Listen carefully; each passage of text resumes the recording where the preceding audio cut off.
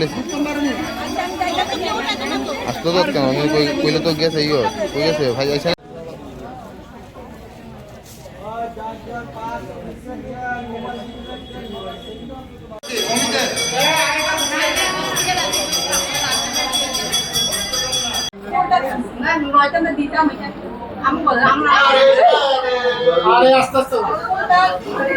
এটা মঙ্গলচণ্ডী পূজা। এটা আজকে 500 বৎসরের থেকে বেশি পুরানো হয়ে গেছে এবং বহু বৎসর ধরে চলে আসছে।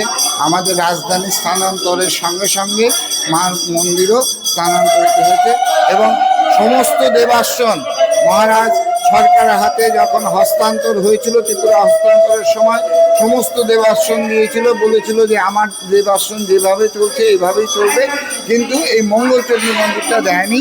উনি ওটাকে নিজের হিসেবে রেখে দিয়েছিলেন এবং আমাদের স্বর্গীয় মহারাজ কিরিট বিক্রম এবং আমাদের রাজমাতা বিভূদেবী দেবী ওনারা এটা পাবলিক ঢোকার জন্য অনুমতি দিয়েছেন এবং এরপর থেকে পাবলিক এখানে আসতে পারে।